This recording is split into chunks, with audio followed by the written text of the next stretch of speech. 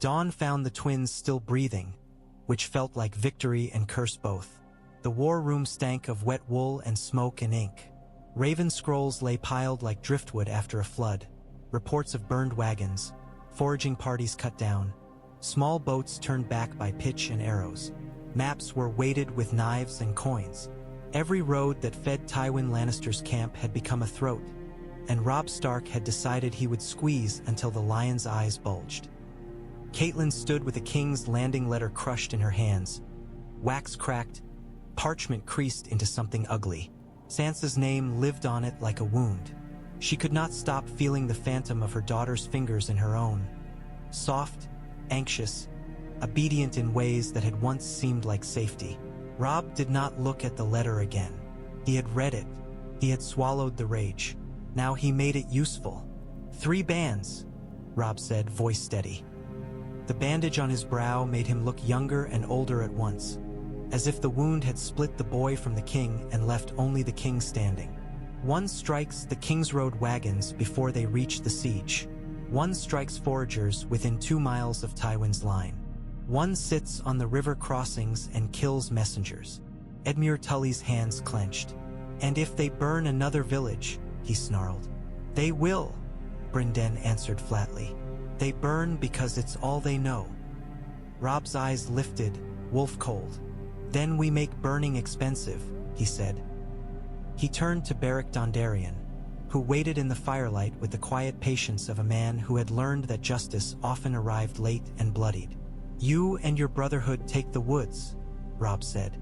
Find raiders. Kill the ones with torches. Bind the ones with mouths. Thuras of Myr grinned crookedly. Mouths I can do, he said. Torches too. Beric only nodded. We'll bleed them, he said. Jon Royce's dagger tapped the map. The big wagons are what matter, he said. Rope, grain, bolts, fresh timber for siege frames. If Kevan Lannister cannot replace what you burn, he cannot keep pressure. Kevan, Edmure muttered like a curse. Robb's gaze flicked, brief and hard, to Roose Bolton in chains. The Leech Lord sat against stone as if he were simply waiting out bad weather, pale eyes on the map, measuring how the world moved without him. Bolton knows these roads, Robb said, and his voice sharpened. He's marched them. He's hunted them. He's sold them. He stepped closer to Roose. Tell me where the next wagon train will pass. Roose's mouth twitched faintly. You already know, he said softly. Robb's sword point was on Roose's throat before the sentence finished. Not cutting. Promising. Tell me anyway, Robb said. For a heartbeat, Roose's calm wavered, then returned. The Crossroads, he said. Every wagon touches it. Every army thinks it owns it. Robb withdrew the sword slowly. Then we own it, he said. He turned to Brynden. Take riders. Vale heavy horse for the crush. River lords for the woods. Brotherhood for the throat cutting. His mouth tightened. Bring me rope and grain. Bring me the lion's breath. Brynden's eyes were bright with grim approval. I'll bring you his teeth, he promised. Catelyn found her voice in the narrow space between fear and necessity. And Sansa? She whispered. Robb's posture stiffened. For a heartbeat, the boy in him tried to rise and was drowned by the king. I haven't forgotten, he said quietly, but I won't trade justice for threats. His gaze hardened. If I yield once, they threaten forever. Edmure's jaw flexed, anger shifting into something like understanding. Then we make them stop having the breath to threaten, he said. Robb nodded once. Yes, he said. We choke their roads. We choke their messengers. We choke their courage. He pointed at the eastern edge of the map where the red line marked Tywin's camp across the river. And when Kevan Lannister is starving enough to make mistakes, we make him pay. Grey Wind's eyes watched every hand, every movement, as if the dire wolf understood that plans were merely hunts made of words. Outside, the river ran, dark and relentless. Across it, red cloaks rebuilt in silence. Inside, a king who should have died at a wedding divided his war into bites, because biting everywhere at once was the only way to make a lion feel fear. The wagon train moved like a slow animal, long and fat, certain it was guarded enough to survive. It came from the west with rope and grain and bolts wrapped in oiled cloth, with fresh timbers lashed to wagons and iron fittings piled in crates. It came with red-cloaked guards who had learned to watch hedgerows and woods, and yet still believed the Riverlands would break before the Lannisters did. The Crossroads was mud and ruts and tired horses. The wagons slowed there. Men always slowed where the earth demanded payment. Brynden Tully waited in the trees with his riders and watched the line stretch. He did not smile. He did not thrill. He simply counted. When the first wagons reached the deepest rut and the rear wagons were still climbing the rise behind, Brynden lifted his hand. A whistle cut the air. Arrows snapped out, hissing into red cloaks. A guard jerked and toppled from his horse with an arrow in his throat, hands clawing at nothing. Another screamed when a shaft buried itself in his eye and ended his shout in a wet gurgle. Chaos flared. Men shouted, horses reared. The wagons lurched as drivers yanked reins. "Shields!" A Lannister sergeant bellowed, trying to form a line. "Shields!" Vale heavy cavalry hit the flank like a door slamming shut. Bronze and blue surged out of the trees, shields up, horses driving hard. The first impact crushed two men together, armor clanging, bodies folded into mud. A lance punched through a sergeant's shoulder and pinned him to a wagon side, his scream turning ragged as the wagon jolted. Northmen poured in from the other side with axes, moving low and fast, not dueling but cutting. A man swung a sword wildly and found nothing but air. An axe took him in the ribs and left him gasping in mud.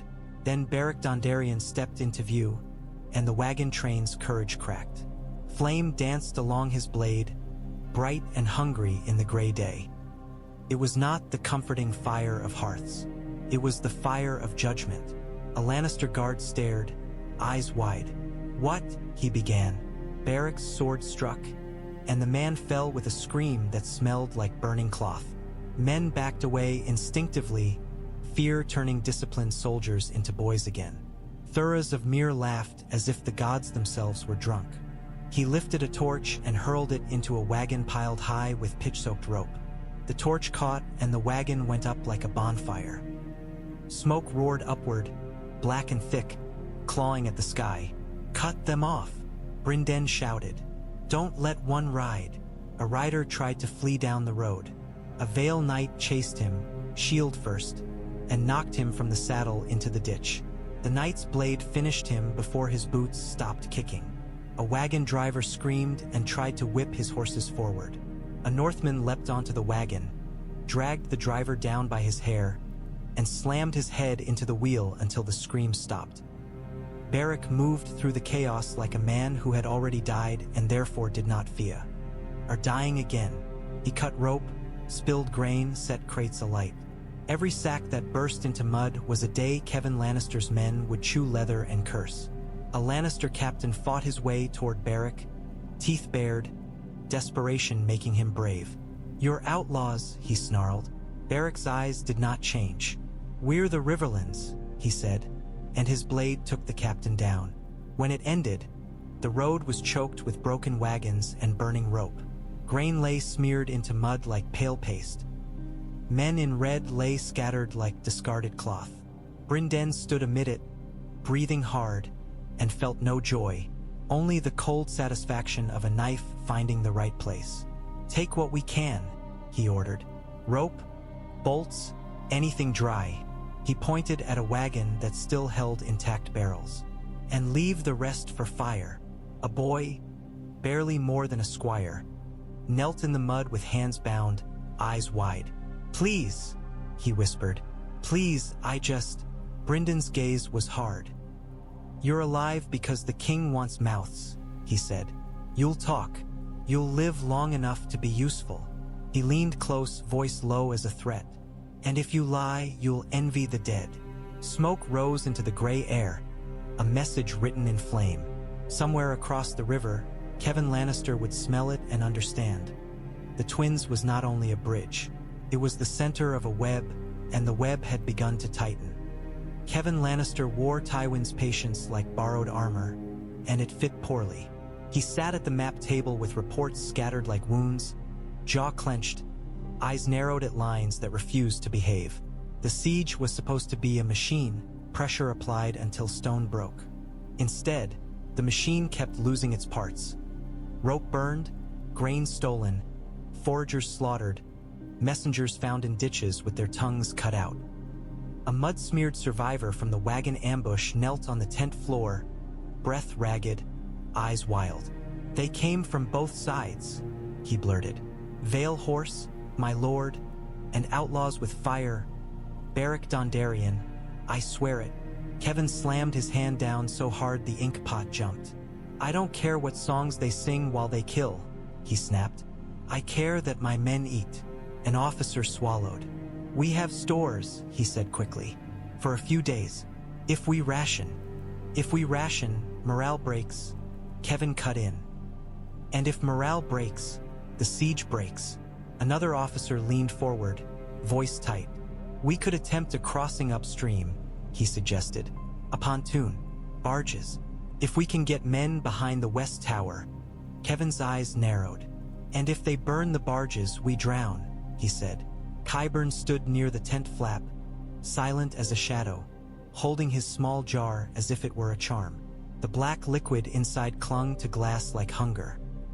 "You told my brother pressure is better than spectacle," Kevan said, eyes flicking to him. "Give me pressure." Qyburn's thin smile flickered. "Pressure," he murmured. "Then stop thinking like a hammer." Kevan's mouth tightened.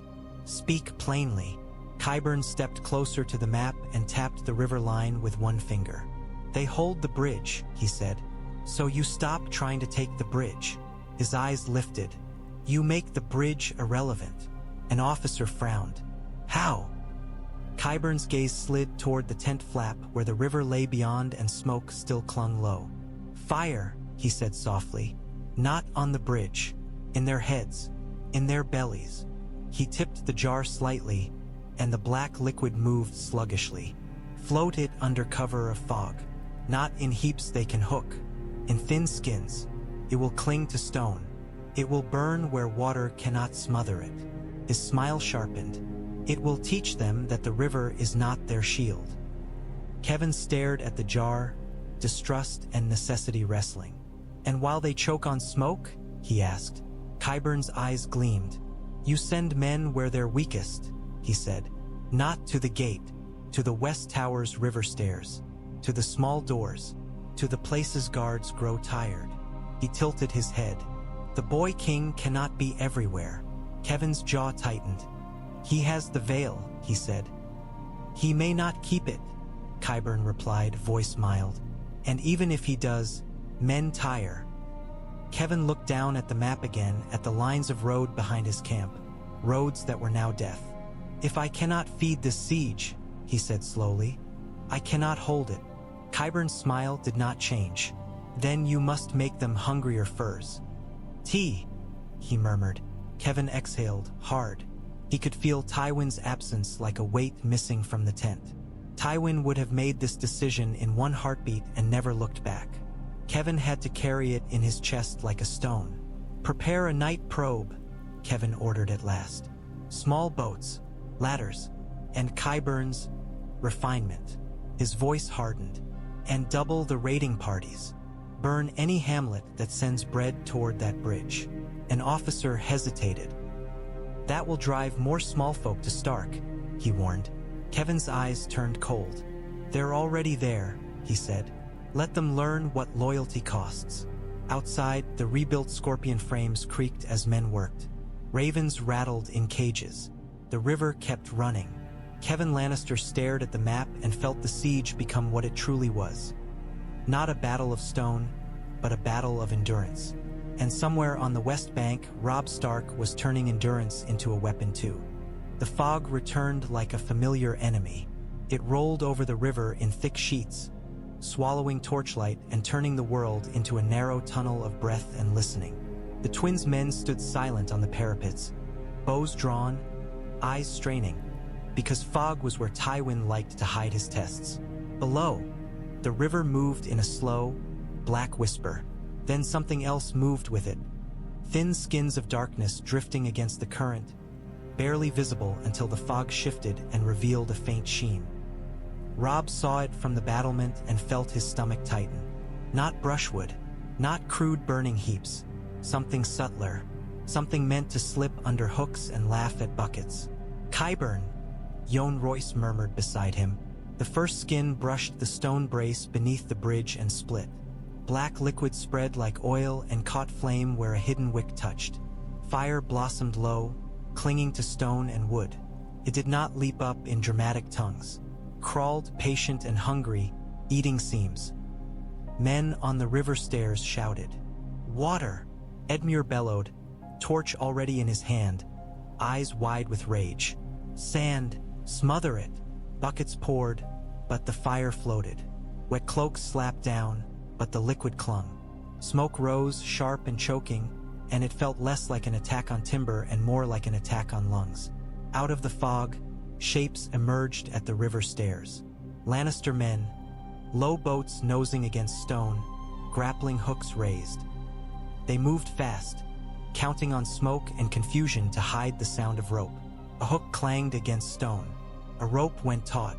A red-cloaked man began to climb. Robb's voice was low. "Now," he said. Veil arrows snapped out from above and punched into climbing men. One fell backward, rope slipping through his hands, his scream swallowed by fog. Another reached the lip of the stair and took a shaft in the throat. He toppled sideways into the river, vanishing into smoke and black water. More hooks flew, more ropes tightened. "Hold the fire," Jon commanded. "Hold the stairs." Edmure's men poured sand onto the crawling flames, beating them down in angry clumps. Smoke rolled over them, making eyes water, throats burn. The river stairs became a place of choking and steel, every breath expensive. A Lannister boat bumped hard against the stone, and men spilled out, swords up, faces hidden behind wet hoods.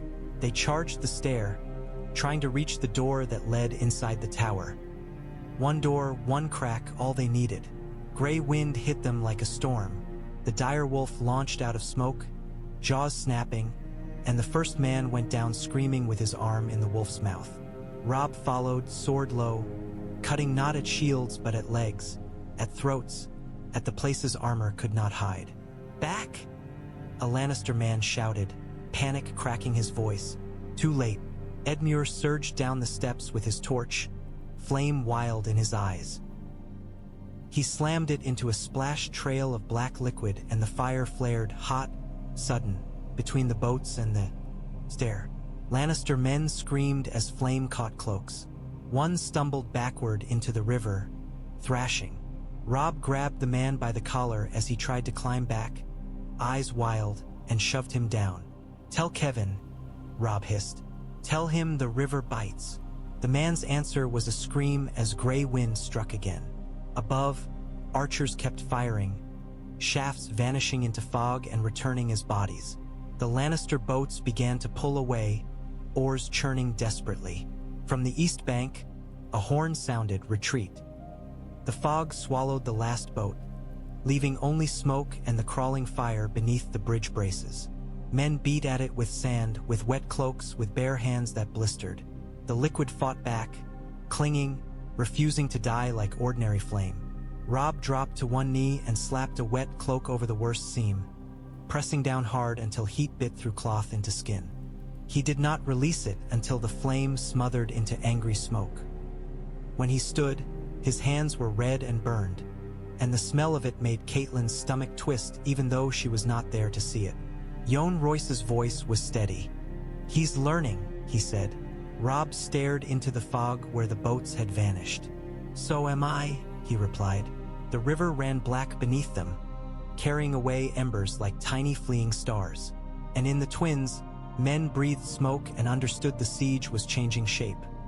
Less about breaking gates, more about breaking minds. Tywin Lannister chose his battlefield the way he chose everything, where the enemy could not swing a sword. The small council chamber held the city's heat and its lies. Tywin sat at the head of the table as if the chair were an extension of his spine. Around him, the pieces of the realm pretended to be rulers. Cersei glared, mouth tight. Joffrey fidgeted like a spoiled child trapped in an adult's war. Marjorie Tyrell smiled as if she had never known fear. Olenna watched from beneath her veil with eyes sharp enough to cut silk. Varys stood in the back like a quiet shadow that knew too much.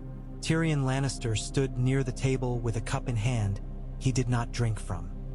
His expression was wary, tired, and edged with a bitterness that never fully left his mouth. Tywin placed a document on the table. Wax seals gleamed, lion gold, and beside it, the dire wolf pressed into dark wax as if Winterfell's ghost had been forced into obedience. "This ends the matter of the North," Tywin said. Cersei's eyes narrowed. "How?" she demanded. Tywin's gaze slid to Tyrion. "Through marriage," he replied. Tyrion's mouth tightened. "Oh," he said softly, "that kind of ending." Joffrey's face brightened with cruel delight. "Make the wolf girl marry a pig," he laughed. Tywin's eyes snapped to him. The laugh died. "You will speak when spoken to," Tywin said, and the room chilled. Marjorie's smile remained, but her eyes flicked to Tyrion with quick calculation. Olenna's veil shifted as if hiding amusement. Cersei's voice rose, sharp. "You cannot be serious," she hissed. "Sansa Stark is a key," Tywin cut in. "And keys go where locks are." Tyrion's cup trembled slightly in his hand. "And I am the lock," he said, voice dry. "How flattering." "You are a Lannister," Tywin replied, "and you will do what House Lannister requires." Tyrion's eyes flashed. "You require a child," he said, and the word child hung dangerous in the air. Tywin's face did not change. "I require Winterfell," he said. "I require the North Tide to this city by law." He leaned forward slightly. "Robb Stark can hold a bridge. He cannot hold a marriage contract signed before gods and men." Varys spoke softly, cautious. "It will provoke him," he warned. Tywin's gaze remained cold. "Good," he said. "Let him rage. Rage makes mistakes." Olenna's voice drifted in, sweet as poison. "And what of the girl's wishes?" she asked with false innocence. Tywin's eyes slid to her. "The girl's wishes are irrelevant," he replied. "She is a hostage. Hostages do not get wishes. They get leverage." Marjorie's smile softened into something that might have been pity or strategy. "It will be difficult," she said gently. "The people have a taste for love stories." Tywin's mouth tightened. "Then we feed them a different story," he said. "A story of reconciliation. A story of the realm healing." He glanced at Joffrey. "A story of the king's mercy."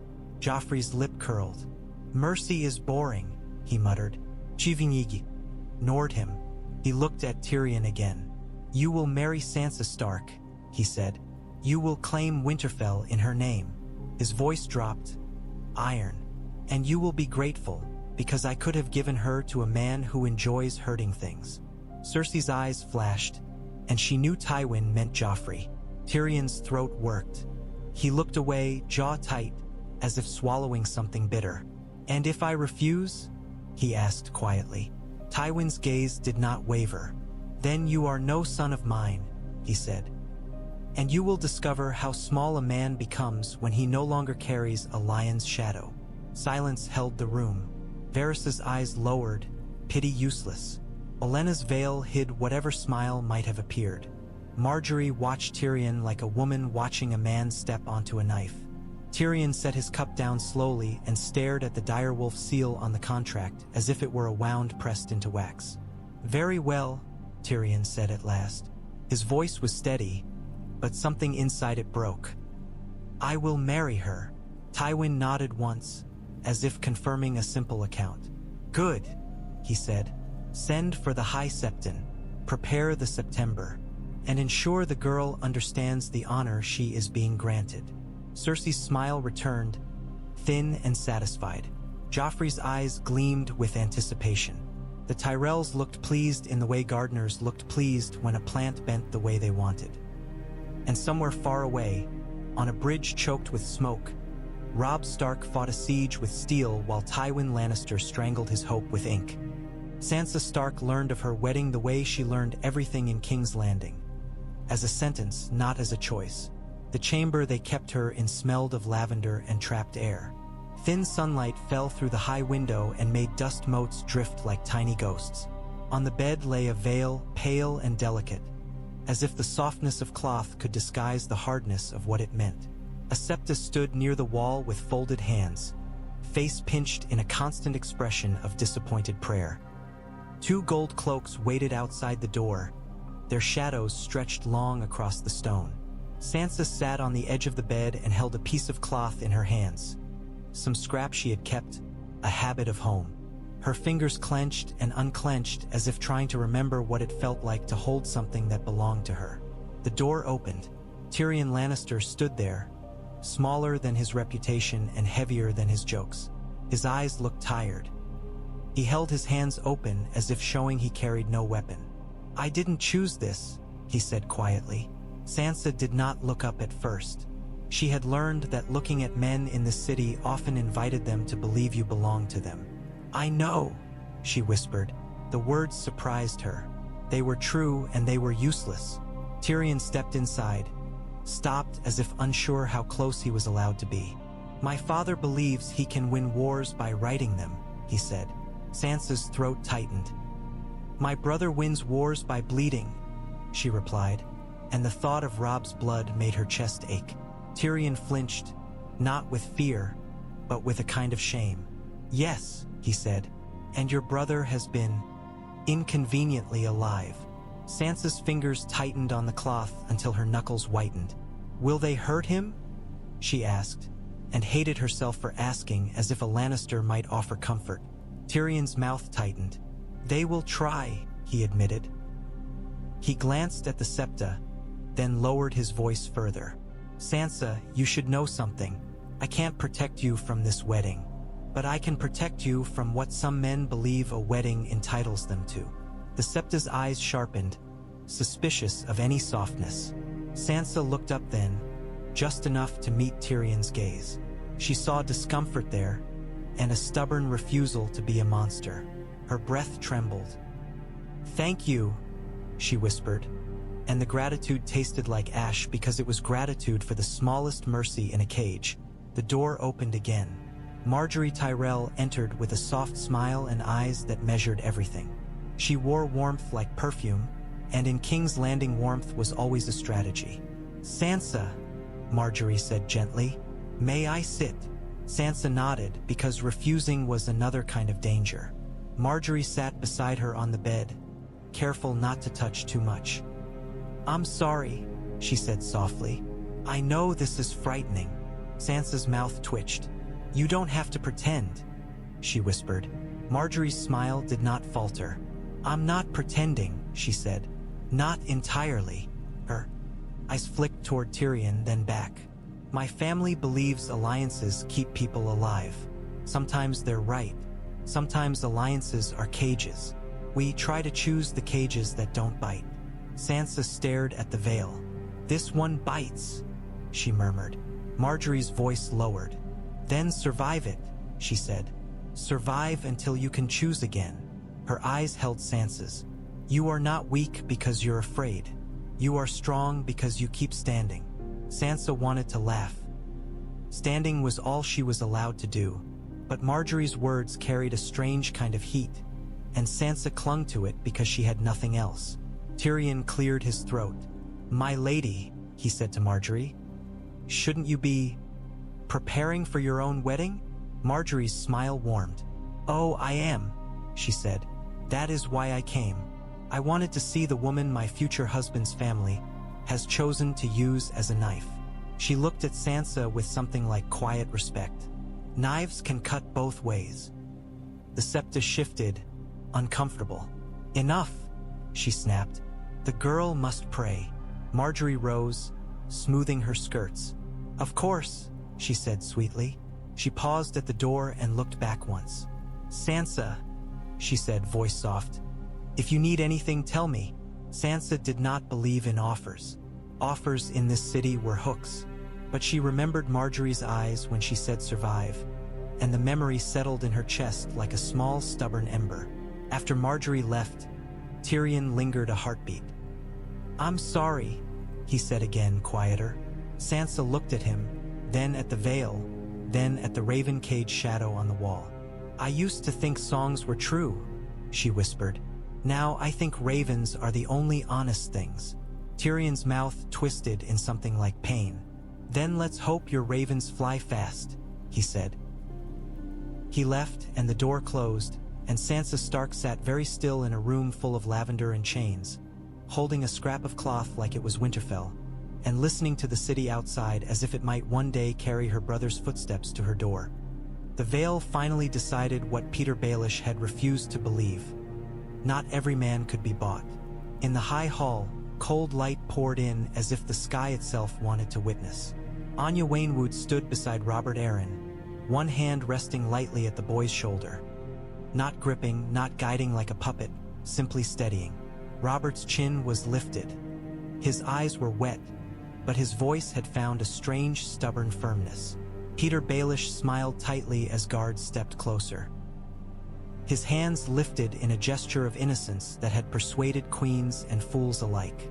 "My lady," Petyr said softly, looking at Anya as if she were unreasonable whether. "This is unnecessary. We are allies." "You are a guest," Anya replied, "and you have exhausted your welcome." Lysa Arryn surged forward, panic in her eyes. "No," she whispered. "Petyr, don't."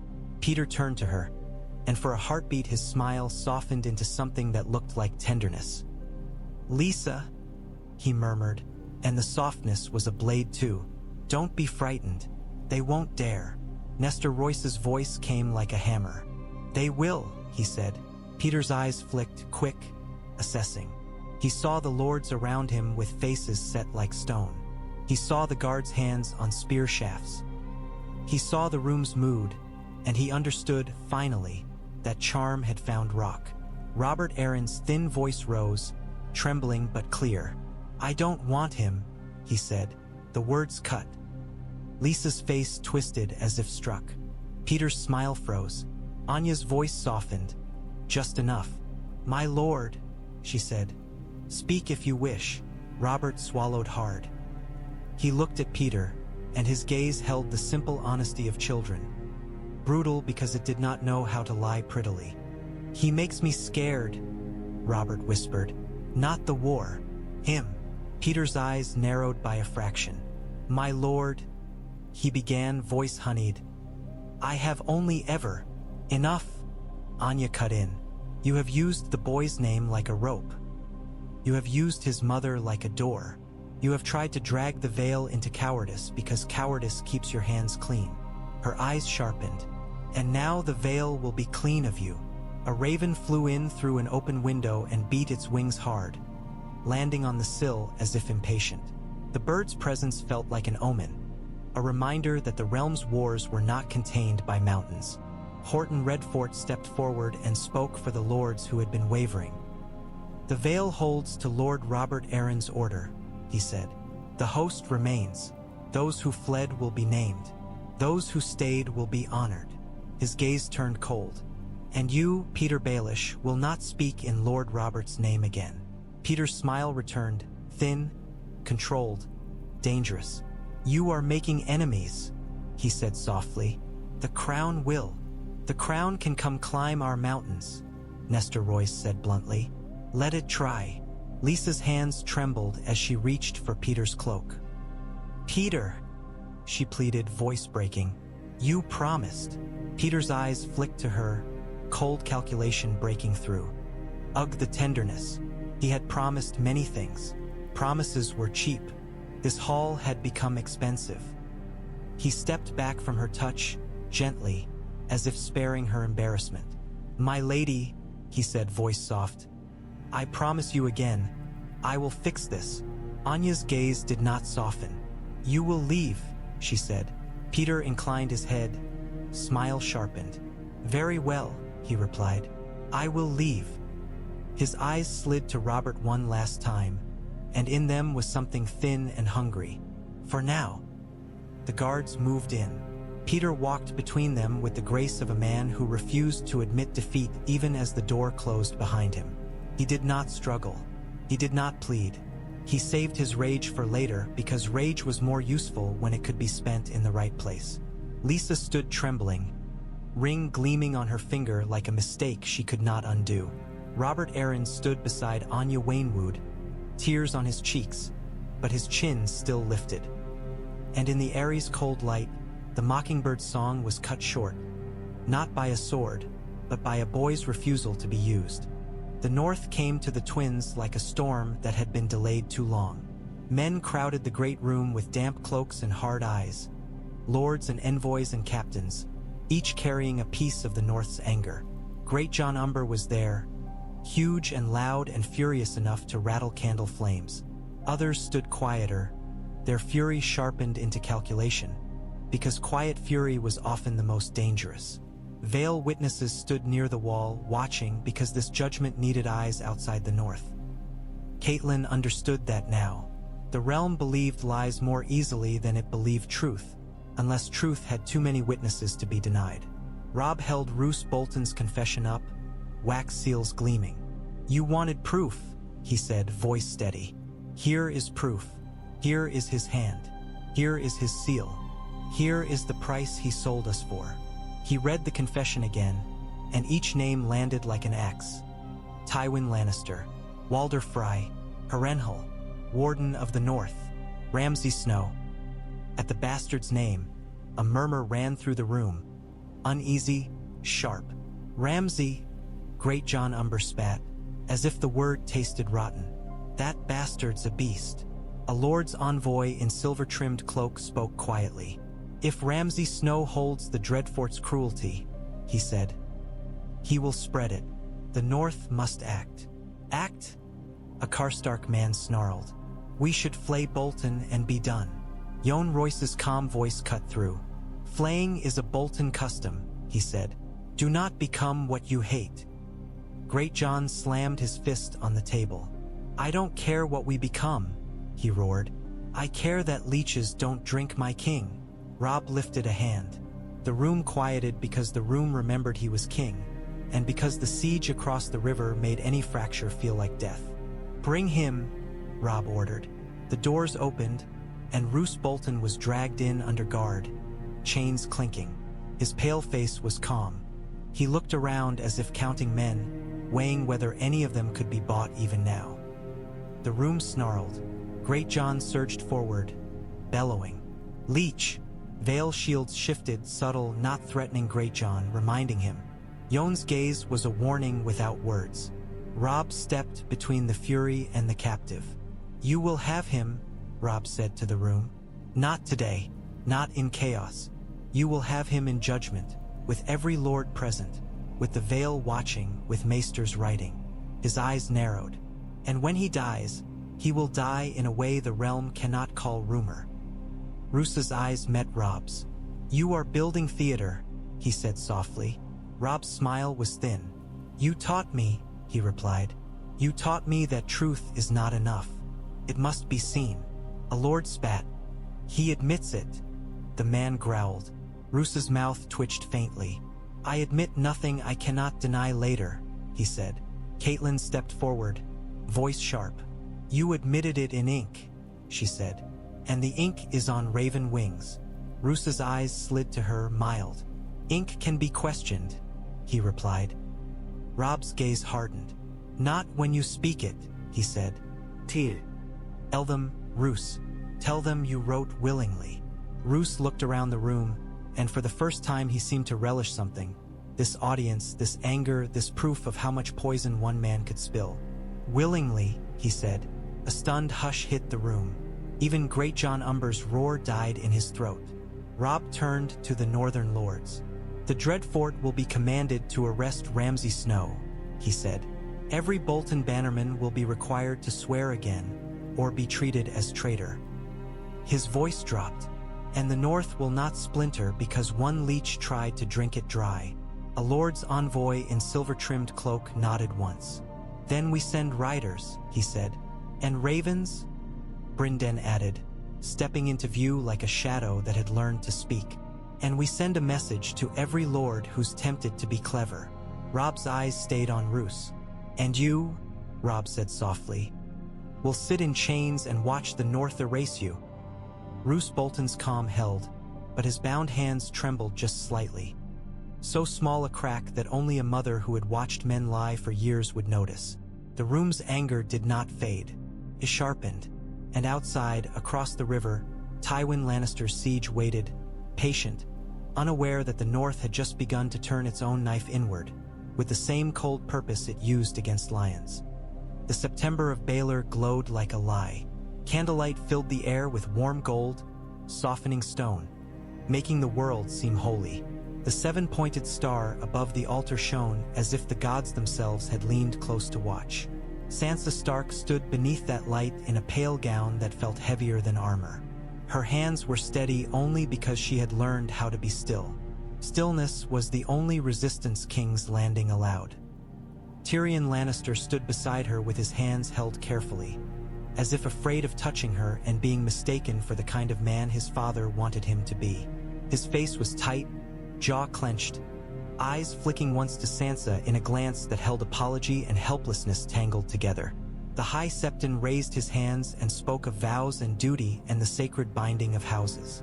The words floated up to the star and came back as echoes that felt like chains. Tywin Lannister watched from the front row with the calm of a man observing a tool being forged. Cersei stood near him in green silk, satisfied. Joffrey Baratheon smirked as if the ceremony were a joke he had paid for. Marjorie Tyrell smiled softly, serene, while Olenna's veil tilted like a blade hiding amusement. Varys watched from a pillar, eyes lowered, hands folded, as if pity could be offered silently without inviting punishment.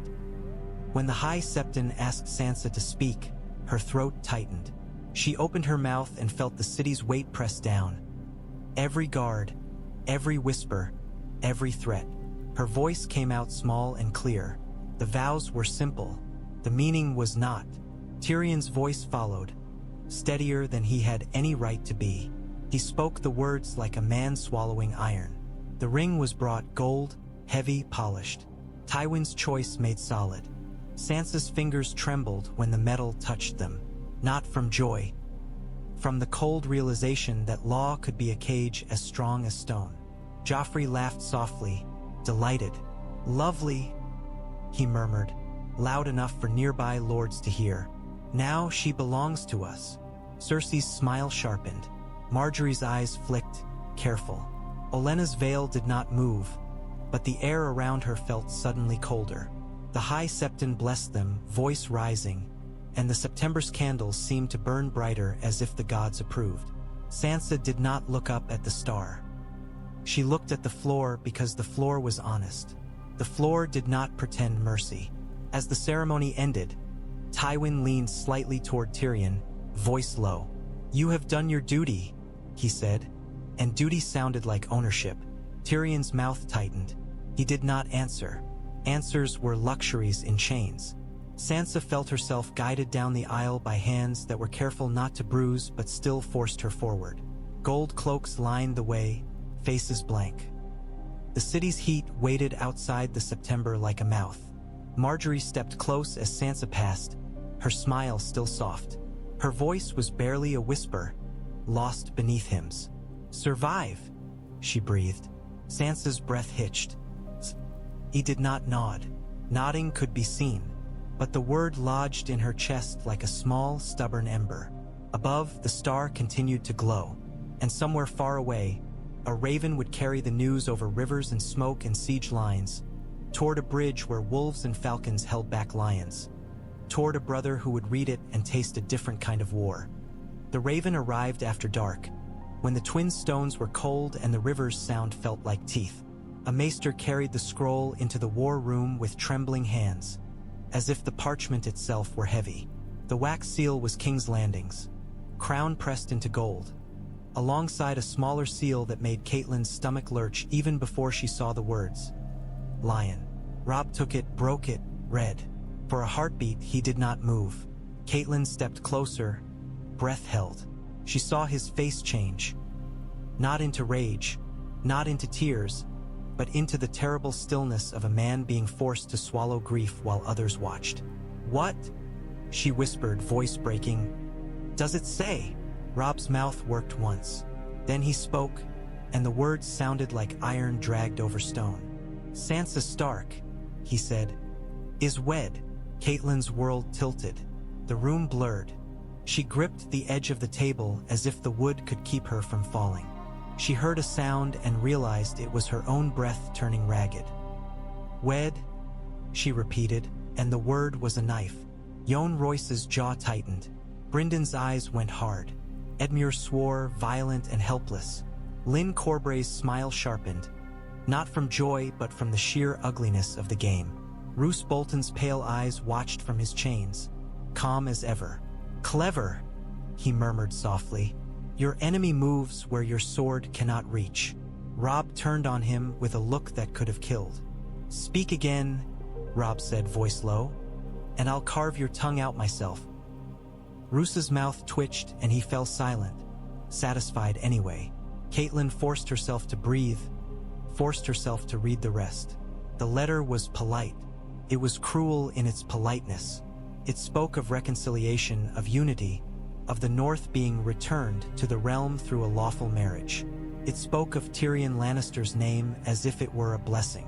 It did not mention Sansa's fear, because fear was not useful on parchment. Robb's hand crumpled the letter. Then he forced it flat again, as if he refused to let rage make him careless. "They think they've taken Winterfell," Robb said quietly.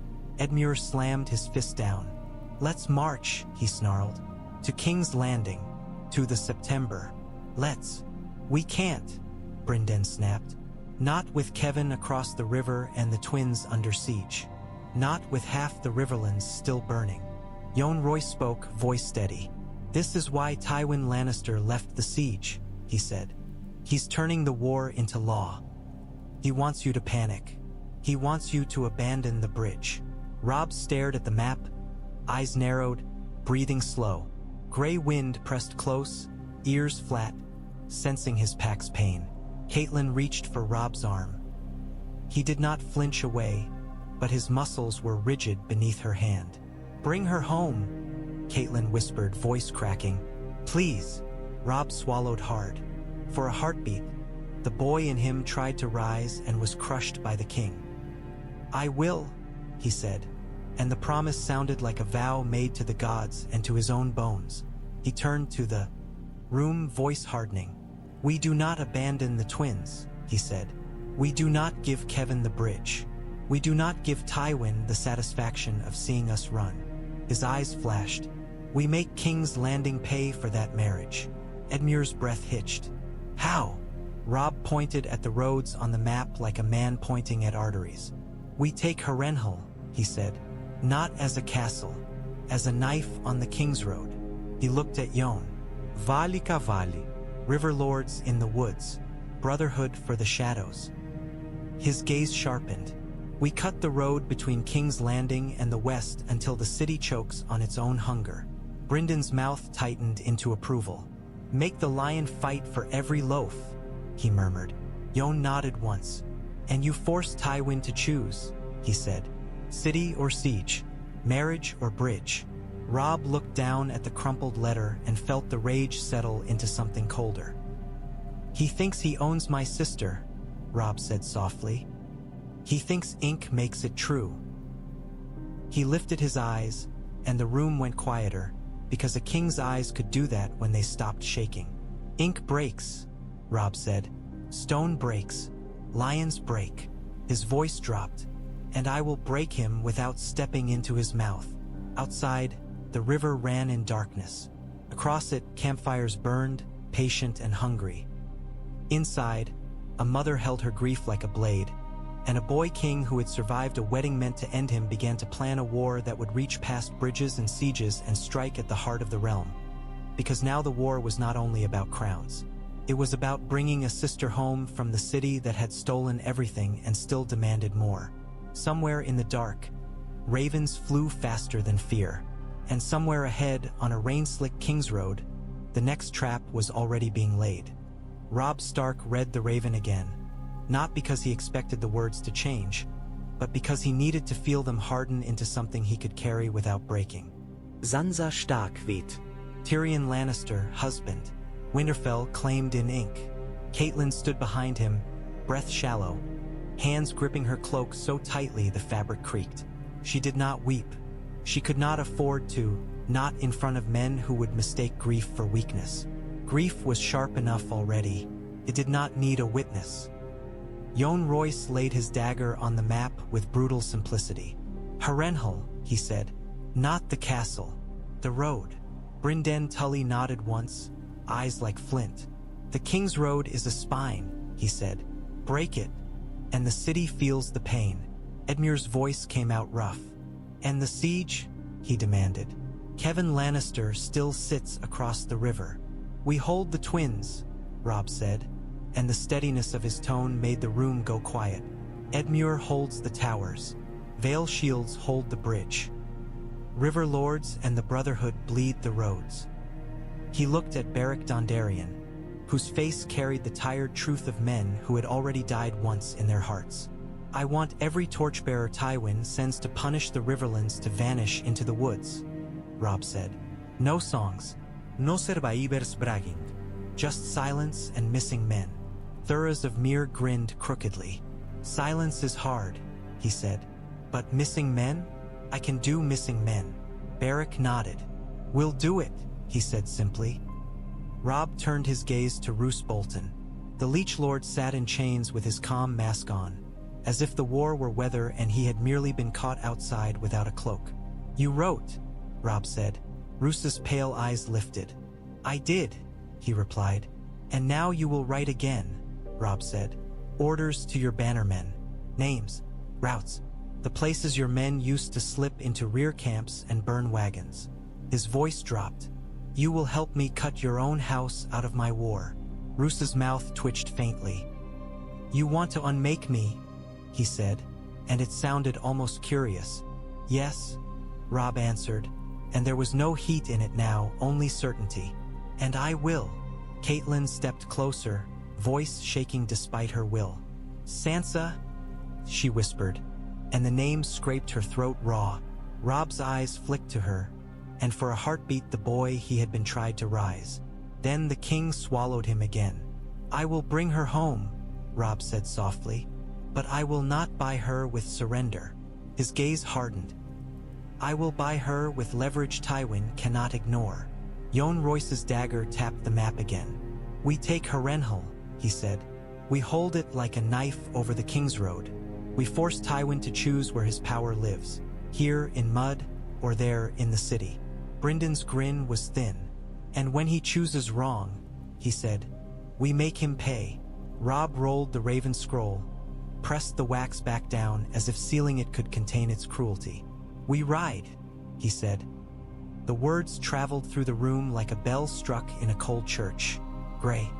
Wind's growl rose low, steady, eager. Outside, the river ran dark. Across it, campfires burned. Inside, a king turned pain into a plan, because pain was useless unless it could be made into a weapon. They left before the sun could pretend the world was clean. On the bridge tower, Edmure Tully raised his sword and shouted commands until his voice cracked. Men moved pitch pots, checked arrows, replaced shattered parapet stones with stacked shields and timber. The twins would hold because it had to. The castle stones had been built for holding. Now they would learn what holding truly cost. Robb mounted near the gate, cloak wet with mist, face hard. Gray wind paced at his heel, muscles coiled, eyes bright. The dire wolf watched the east bank's dim fires like a predator watching a penned beast. Jon Royce's Vale Knights formed a tight column, heavy horse and disciplined shields, their movements quiet and precise. The Vale did not ride with songs. The Vale rode like a door closing. Beric Dondarrion and Thoros of Myr led ragged men into the woods with only whispers and gestures. The Brotherhood without banners did not need banners.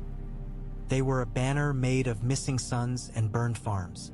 Catelyn stood at the gate with her hood up, hands hidden, as if hiding them could hide the shaking. She watched Robb as mothers watched their sons ride to war, with pride sharpened into pain.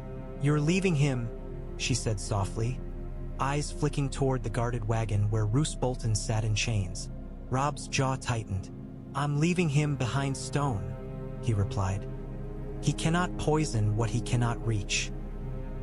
He glanced at the wagon again, coldness settling. "And when the North hears, his house will start breaking itself." Jon Royce leaned closer, voice low. "Edmure holds," he said. "But Kevan Lannister will press harder when he learns you've gone." Robb nodded. "Let him," he said. "Every man Kevan throws at stone is a man not guarding a road." Edmure strode down from the tower, rain on his hair, anger and resolve braided together. "Bring her back," he said to Robb, voice rough. He did not need to name Sansa. The name hung over them like a ghost. Robb met his uncle's eyes. "I will," he promised. Edmure's jaw flexed. "And if the gate breaks," he added, trying to sound like a commander and failing to hide the fear, "I'll die on it." Robb's mouth tightened. "Don't," he said. "Live long enough to spit in Tywin's face when he leaves." Edmure gave a grim, humorless smile. "I'll try." Catelyn stepped close enough to touch Robb's arm. Brief, careful, as if she feared he might shatter. "Your sister needs you," she whispered. Robb's eyes softened for a heartbeat. "So do my men," he said, and the words were the cruel truth of crowns. "I can't bring her home if I lose here." He turned his horse. The Vale column shifted with him. Northmen fell into line. Barracks outlaws vanished into trees like shadows swallowing fire. Robb rode out through the gate beneath wolf and falcon banners, leaving the twins behind to hold against the lion's patience. Across the river, the East Bank campfires burned in stubborn rows. Kevan Lannister would see the movement soon and thin. Kay the Boy King was fleeing. Robb Stark did not flee. He hunted. Harrenhal rose out of the riverlands like a nightmare that had decided to be permanent. Its towers were too big, too black, too broken to feel human. Stone that had once meant power now meant ruin, and ruin had a gravity of its own. Even from a distance, the castle felt like it was watching, patient, cursed, hungry for more names to swallow.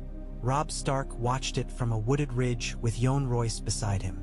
Vale knights waited in disciplined silence, lances down, horses held quiet.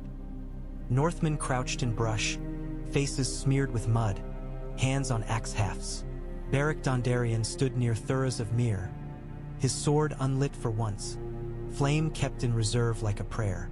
"Lannister banners," Brynden Tully murmured, peering through branches. "Not many." Jon's gaze narrowed. "Tywin stripped it," he said. "Or Kevan did. They need men at the twins." His voice stayed flat. "That makes this place takeable." Robb's mouth tightened. "Takeable doesn't mean easy," he said. Nothing about Harrenhal was easy. Even the air near it felt wrong. Too heavy. As if the castle remembered every scream it had ever held and wanted to hear them again. Beric's voice came quiet. "We can get men inside," he said. "Old tunnels, postern doors. Harrenhal has more holes than honor." Thuras grinned. "Holes are good," he said. "Holes are how you put fire where you want it." Robb's eyes stayed on the walls. Red cloaks moved along battlements, slow and careless, as if the castle's size made them safe. Men always believed stone made them safe. Men always forgot stone could be climbed, burned, undermined. "We don't storm," Robb said. "We split." He pointed. "Beric, your men take the postern if you can. Quiet. No torches until you're inside. Jon, Vale Heavy Horse takes the gate once it opens. Northmen follow and clear the yard." His gaze hardened. "I want their commander alive if possible. I want names. I want orders. I want to know exactly what Tywin's left here. And if we can't take him alive?" Brynden asked. Robb's answer was ice. "Then take his head," he said. Catelyn rode behind the main ridge, kept out of the first strike but close enough to be part of the war spine. She watched her son's posture and recognized it. The same rigid focus Ned had worn before battle, the same refusal to let fear become noise. Below, smoke rose from distant farms. Thin black fingers clawing at the sky. Tywin's punishment was already crawling through the riverlands. Every hour wasted was another barn burned, another child running, another mother weeping into ash. Robb saw the smoke too. His jaw tightened. "Now," he said. Beric vanished into the trees with men moving like ghosts. Thuras followed with his torch hidden under his cloak. Vale riders shifted, preparing to explode forward. Northmen lowered themselves into the brush, ready to pour down like wolves. Harrenhal's walls watched them approach. Robb Stark did not look away. He had learned something in the twins. If a castle was a mouth, you didn't need to punch its teeth. You only needed to put a blade on its throat. The postern door was half hidden beneath vines and damp stone, as if the castle itself wanted to pretend it had no weak points. Beric Dondarrion found it anyway, because men who lived in the woods learned to read the world's lies. The door was barred from within, but the bar was old iron and the hinges were older. A knife slipped into a gap, a quiet shove. The bar scraped just enough. The opening widened like a wound. Men slid through one by one, shadows with breathing mouths. Inside, Harrenhal smelled of wet ash and old smoke. The air was colder than it should have been, as if the castle drew warmth out of men the way leeches drew blood. Torches burned along corridors, but their light felt weak, defeated by the endless stone. 2 Lannister guards stood near the inner passage, backs half-turned, talking in low, bored voices about bread and women and how long sieges lasted before everyone forgot why they were there. They turned at the first whisper of movement. Thuras of Myr's torch touched a small pool of oil Beric's men had smeared along stone. Flame caught and bloomed, small, sudden, bright. The guard's eyes widened. Beric's sword flared. Fire crawled along steel as if the blade had been waiting to remember what it was. Beric struck once. Fast, clean, cutting a throat before a scream could fully form. The second guard reached for his horn. Beric's men were already on him. A hand clamped over his mouth. A knife pressed into the soft gap beneath his jaw. The horn never sounded. The guard sagged, eyes glassy. Beric stood still for a heartbeat, flame dying down on his blade until it was only steel again. His breath came slow, controlled. "Quiet," he whispered to his men. "Quiet until the gate." They moved deeper, following passages that twisted like a maze. Harrenhal was too big to defend properly. It had been built for dragons, not men.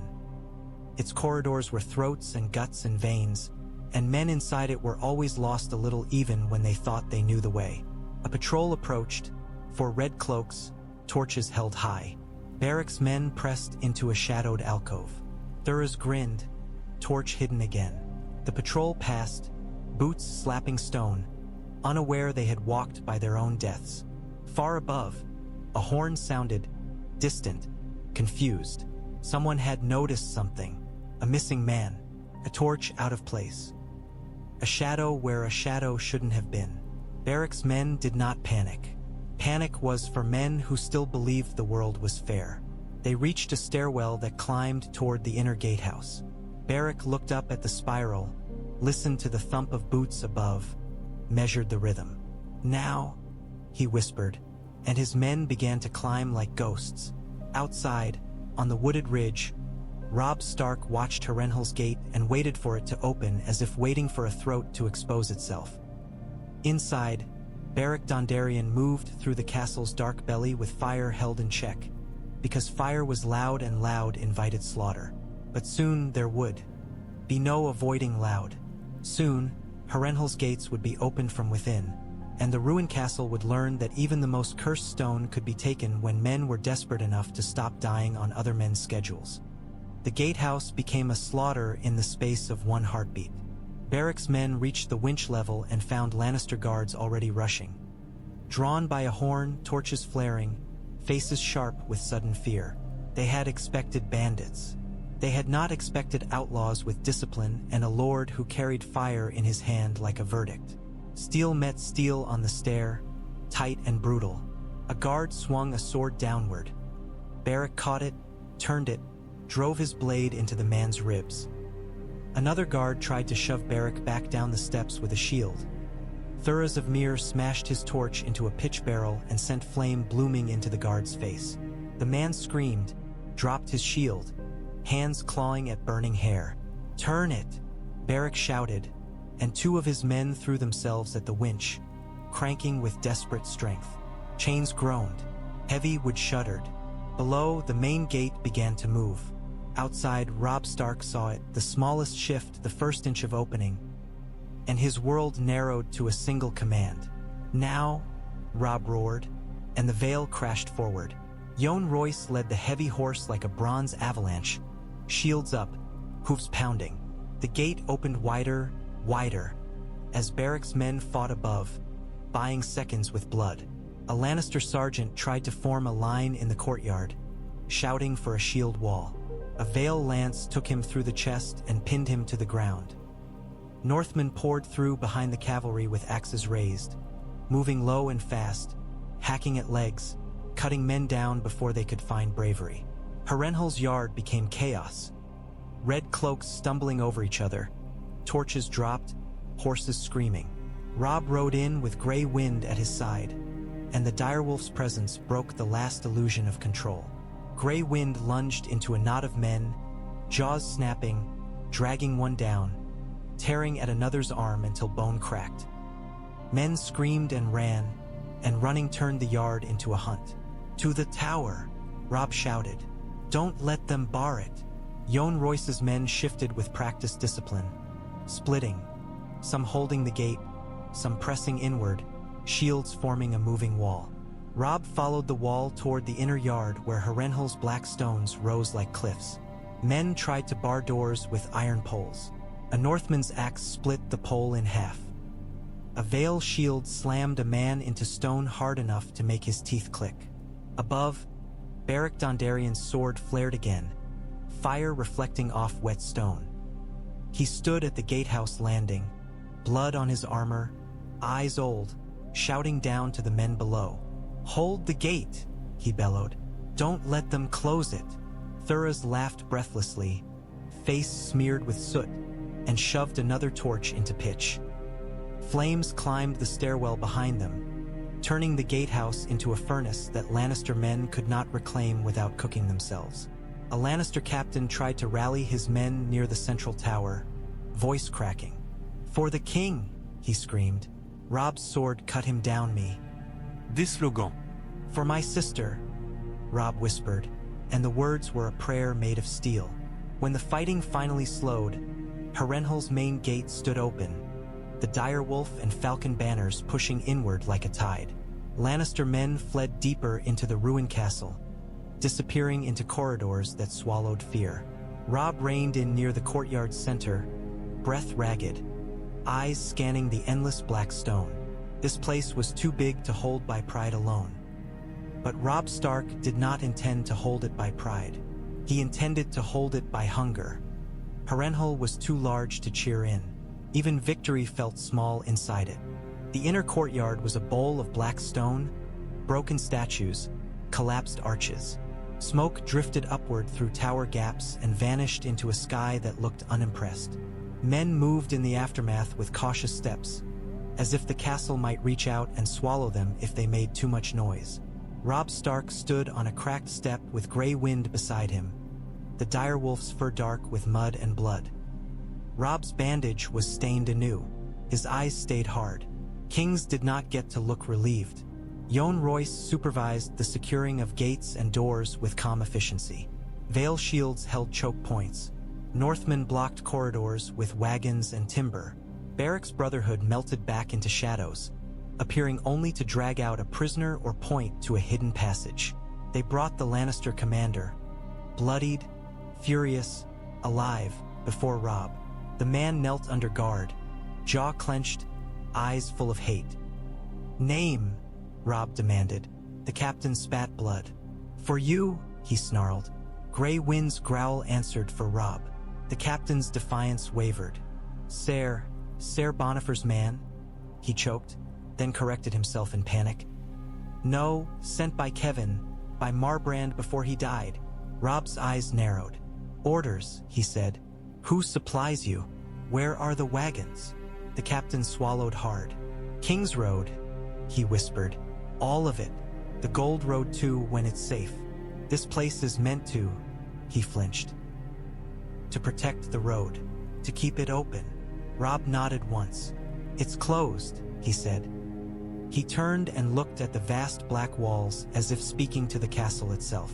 Harrenhal is mine, Robb said, voice carrying across stone. And any wagon that tries to pass beneath its shadow belongs to me. His gaze sharpened. Any messenger that rides the kingsroad rides into death. Thuras of Myr wiped soot from his cheek and grinned. A toll road, he said. About time. Beric's voice was quiet. This will make them burn more, he warned. Robb's mouth tightened. Let them burn, he said. Every village they burn becomes another knife in the woods. Riverlord riders entered through the gate in small groups, drawn by the news like moths to flame. They looked at the castle with awe and fear and grim satisfaction. Harrenhal was a symbol. Taking it meant the lion's grip on the Riverlands was no longer inevitable. Jon Royce raised banners on the inner wall, wolf and falcon together. The cloth snapped in the wind, dark against black stone. Men stared at it as if seeing a new world being stitched together from rags. A maester hurried in, breathless, parchment in hand. Raven from the twins, he said, voice tight. Ser Kevan Lannister increases rights. Another village burned. Another. Robb's eyes hardened further. Good, he said coldly. He's already choking. Catelyn was not there. She remained at the twins, because someone had to keep the castle's heart steady while Robb carved with the blade. Robb felt her absence like a missing limb, but he did not let it show. A king could not bleed openly. He looked at Beric. You know these woods better than any lord, Robb said. From Harrenhal to King's Landing, I want the Kingsroad to become a grave. Beric nodded once.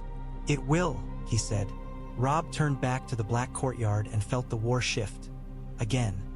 Away from siege stone and toward the realm's arteries. He had taken the castle that kings feared and dragons had burned, not for glory, but to put a knife on the road that fed the Iron Throne. Somewhere in King's Landing, Tywin Lannister would hear that Harrenhal had fallen and understand exactly what it meant. Not a lost castle, a closed throat.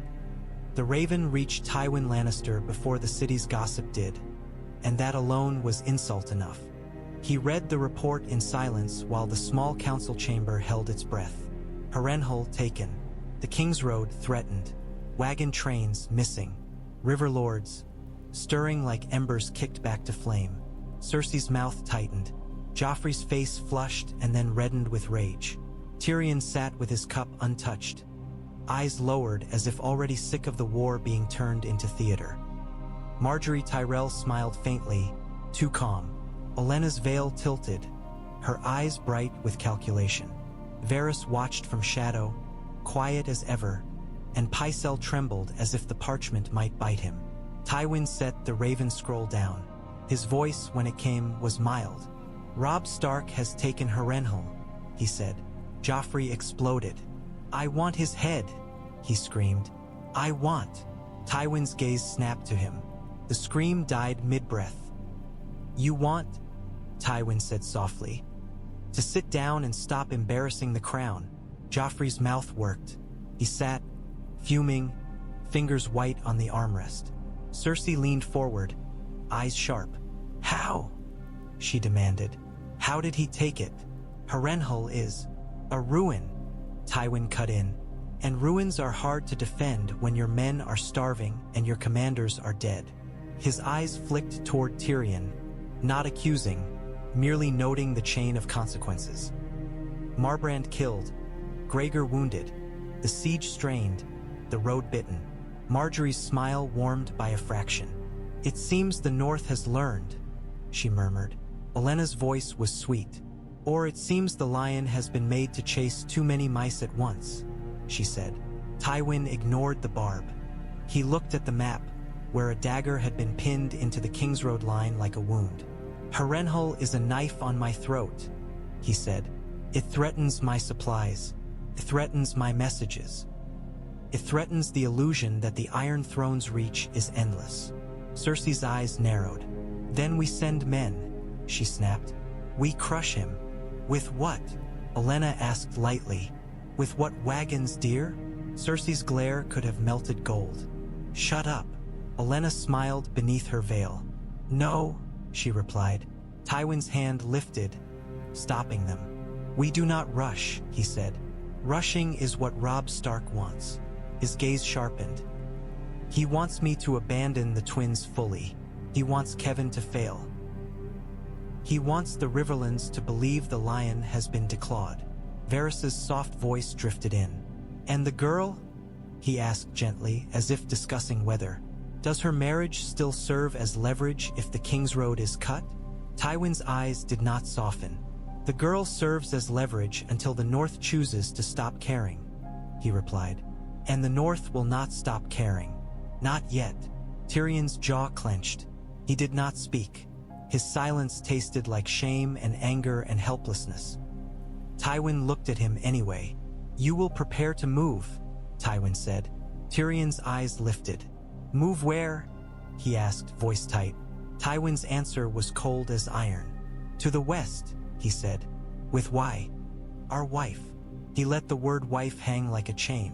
If Robb Stark has taken Harrenhal to choke the road, then I will remove the hostage from the city he is trying to starve. His gaze hardened. And if he wishes to reach her, he will have to come through my men. Cersei's smile returned, thin and satisfied. Good, she murmured. Marjorie's eyes flicked, careful. Olenna's veil tilted as if hiding amusement. Varys's gaze lowered, pity useless. Tywin rose and the room shifted with him because Tywin Lannister did that. He moved, and the realm pretended to follow. Send ravens, he ordered. To Kevan, to every western lord. Harrenhal must be contested. Not with panic, but with pressure. His eyes narrowed. And tell Kevan to keep the twins bleeding until Robb Stark is forced to choose between his new castle and his old bridge. He paused at the door and looked back once, gaze cold. And tell the king, Tywin added, that the realm will have a victory to celebrate soon enough. Joffrey's eyes gleamed, eager for blood. Tywin Lannister left the chamber, and the city's heat swallowed him as if King's Landing itself were a mouth. Far away, Harrenhal's black towers stood under gray sky with wolf and falcon banners snapping, and the kingsroad, once the Iron Throne's artery, began to feel what it meant to be squeezed. They moved Sansa Stark before the city could turn her into a symbol. At the Kingsroad gate, a carriage waited with a Lannister escort. Red cloaks, polished helms, hard faces that pretended they were merely doing their duty. Dust hung in the air even under gray clouds, because King's Landing always breathed filth. Tyrion Lannister stood near the carriage with his cloak pulled tight. His posture was rigid, as if he were trying to stand between Sansa and the world with a body the world would never let be imposing. He looked tired in a way wine could not fix. Sansa stood beside him in a hooded cloak, hands clasped, face pale. She did not ask where they were going. She had learned that questions in this city were invitations to cruelty. Cersei watched with hard eyes, satisfaction sharp in her mouth. Your brother thinks he can cut roads and starve cities, she said softly, as if speaking to herself. Let him try to chase you through the west. Sansa's breath trembled. She kept her eyes down because looking at Cersei felt like looking into a knife. Marjorie Tyrell observed from a short distance, her smile soft, her eyes measuring. Varys stood near the gateway with hands folded, gaze drifting like a shadow that could not decide whether pity was a sin or a habit. A Raven Master hurried in with a scroll, whispering to a captain. Tyrion caught only fragments. Harrenhal, taken. Kingsroad, unsafe. Ambushes. Tyrion's mouth tightened. We're riding into his plan, he murmured under his breath. Sansa heard him. My brother won't hurt you, she whispered, so quietly it barely existed. Tyrion's eyes flicked to her, a flash of bitterness and something almost kind. Your brother, he said softly, has learned how to hurt the world. He may not be able to choose what it hits. Sansa swallowed hard. She did not have words for that truth. She had only the small stubborn ember of survival Marjorie had given her in a whisper. The captain barked an order. The carriage door opened. Guards moved in close, not touching Sansa, but making the air around her tight. Tyrion hesitated, then offered his hand. It was a strange gesture in this city, something almost respectful. Sansa looked at it as if unsure whether it was a trap. Then she placed her fingers in his palm, light as a feather, and stepped into the carriage. Inside, it smelled of leather and lavender. Always lavender. Always the scent of someone trying to pretend the world was gentle. Tyrion climbed in after her and sat on the opposite bench, leaving space as if space could be a boundary strong enough to matter. Outside, the wheels began to turn. The escort fell into formation. The kingsroad opened ahead like a long gray ribbon. Cersei watched them go and smiled, because she believed movement meant control. She believed that if Sansa left the city, Robb Stark would be forced to chase, to abandon his bridge, to abandon his siege advantage, to come running like the boy king everyone had always wanted him to be. Varys's gaze followed the carriage, and for a heartbeat his expression looked tired, as if he had seen too many girls turned into pawns and too few pawns ever become queens. Marjorie's smile softened and vanished as quickly as it had appeared. The carriage rolled out onto the kingsroad under gathering clouds, and Sansa Stark stared at her clasped hands and tried to imagine snow, because snow belonged to her brother's world, and perhaps, if ravens flew fast enough and knives cut deep enough, it might belong to her again. Harrenhal's great hall could not hold warmth. Rain dripped through broken roof beams.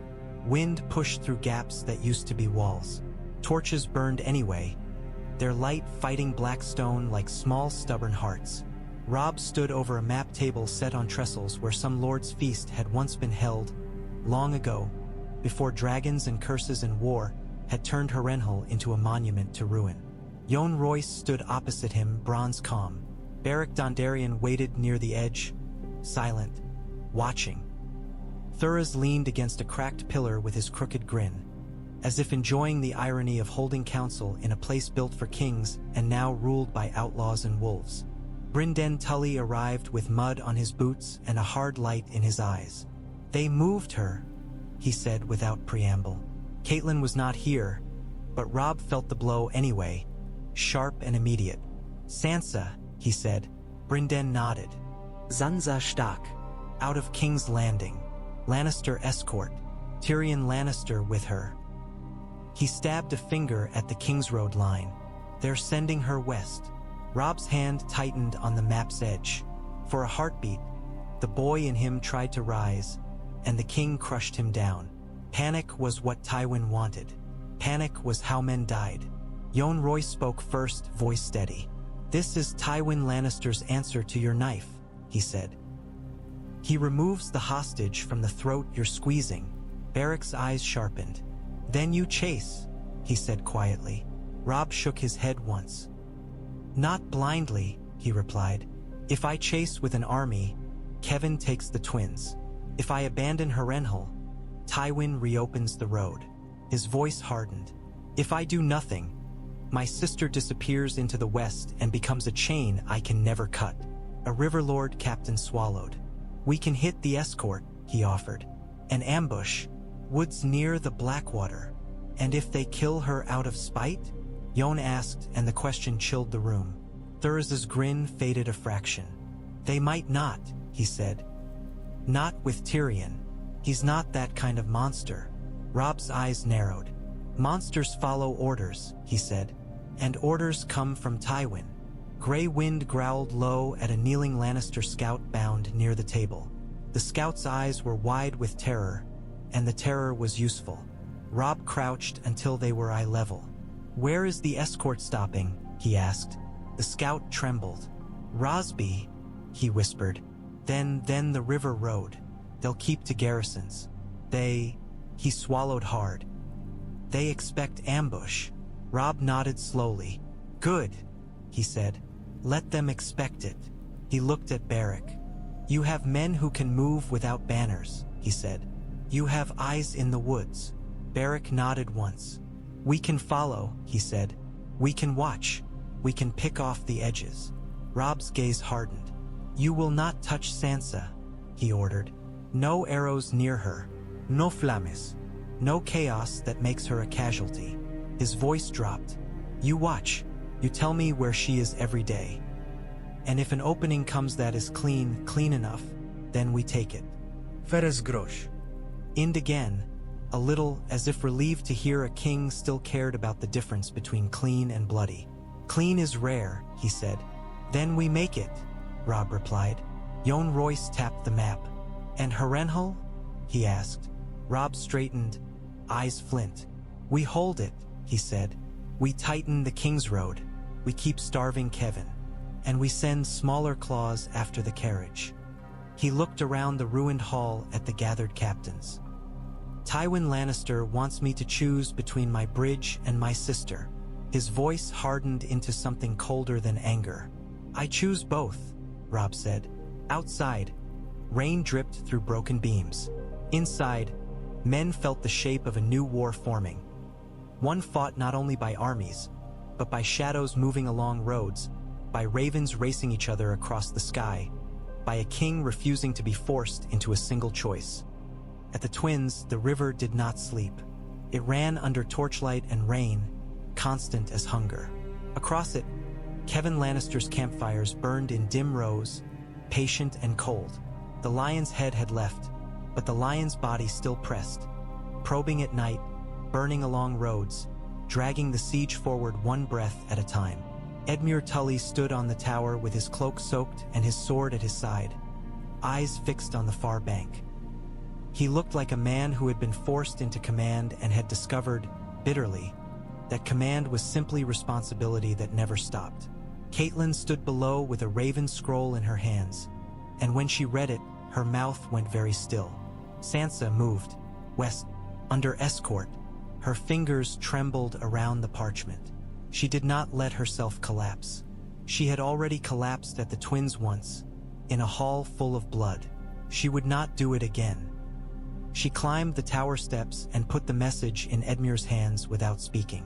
Edmure read, and his face twisted with fury. "Bastards," he whispered. "They're trying to pull Robb away," Catelyn said, voice rough. Edmure's jaw flexed. "And will he go?" Catelyn stared across the river at the campfires, at the shape of an enemy that did not need Tywin's presence to keep hurting. "He will do what he always does," she said softly. "He will try to do the impossible." Above them, ravens lifted into the dark sky, wings beating hard. Messages flew both ways, Harrenhal taken, Kingsroad cut, Sansa moved, Kevan pressing, Vale holding. In a window slit behind iron, Roose Bolton's chained silhouette sat unmoving, a shadow that refused to die quietly. Even caged, he was a reminder that enemies could live inside banners, inside councils, inside the places you thought were safe. Edmure's voice turned hard. "Then we hold," he said. "We hold until Robb can cut her free." Catelyn's throat tightened. She nodded once. Across the river, a horn sounded short, controlled. Men shifted in Kevan's camp. Small boats nudged the bank. Ladders were hauled forward in the dark. The siege resumed its patient chewing. "Archers," Edmure called, voice carrying, eyes on the fog. "Kill the hands." Bows rose along the parapet. "Vale shiuges chigenid." Northmen spat into rain and waited for the next bite. Catelyn looked up at the dark sky and imagined Sansa on the Kingsroad in a carriage that smelled of lavender and chains. She imagined her daughter's hands clasped tight, her breath held, her eyes lowered. She imagined the city shrinking behind her and the west opening like another prison. "We're coming?" Catelyn whispered, and she did not know whether the words were prayer or promise. Thunder rolled faintly over the river, distant and indifferent. The Twins held. Harrenhal held. A girl rode west under Lion Guard, and the war, no longer content with bridges and sieges, began to stretch its claws toward the road itself. Because if Tywin Lannister wanted to move hostages like pieces, then Robb Stark would turn every road into a battlefield and every mile into a price. Somewhere in the dark, ravens flew faster than fear, and somewhere ahead on a rain-slick Kingsroad, the next trap was already being laid.